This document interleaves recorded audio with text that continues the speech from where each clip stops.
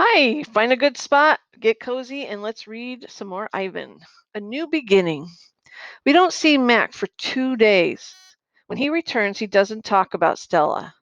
Mac says he is anxious to teach Ruby some tricks.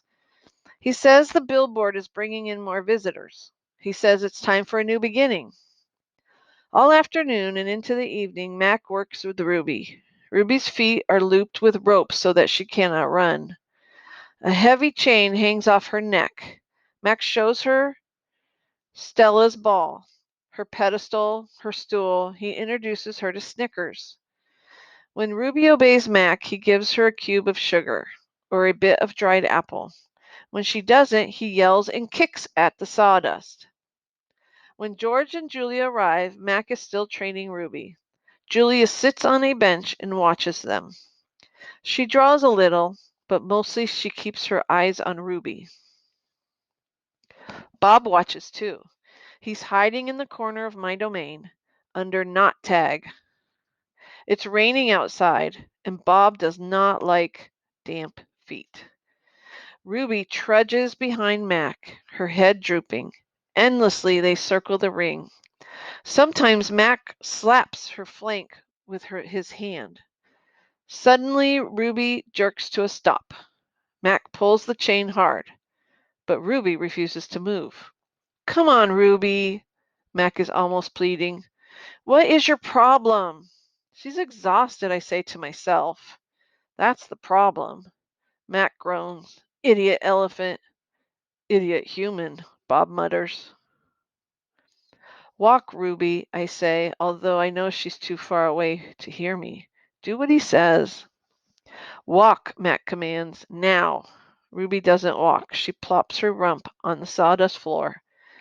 I think maybe she's tired, Julia says. Mac wipes his forehead with the back of his arm. Yeah, I know. We're all tired. He pushes Ruby with the heel of his boot. She ignores him. George looks over from the food court where he is wiping off tables. Mac, he yells. Maybe you should call it a day. I'll close up. Mac yanks on Ruby's chain. She's as anchored as a tree trunk. He pulls harder and falls to his knees. That does it, Mac says. He brushes sawdust off his jeans. I am through playing around. Mac stomps off to his office. When he returns, he is carrying a long stick, a gleaming hook. On its end is almost beautiful, like a silver moon. It's a claw stick. Mac pokes Ruby with the sharp point. Not hard, just a touch. I can tell he wants her to see how much it can hurt. I growl low in my throat. Rrr. Ruby doesn't budge. She is a gray, unmoving boulder. She closes her eyes and for a moment I wonder if she might have fallen asleep. I'm warning you, Mac says. He breathes out. He stares at the ceiling. Ruby makes a huffing sound. Fine, Mac says. You want to play it that way? He draws back the claw stick. He draws back the claw stick. No! Julia cries. I'm not gonna hurt her, Max says. I just want to get her attention. Bob snarls. Max swings, and the hook slices the air just a few inches above Ruby's head. See why you don't want to mess with me, Max says. He draws back the claw stick again. Now move! Ruby jerks her head, flinging her trunk toward Mac. She makes a noise that sends the sawdust scattering. It makes my glass shiver.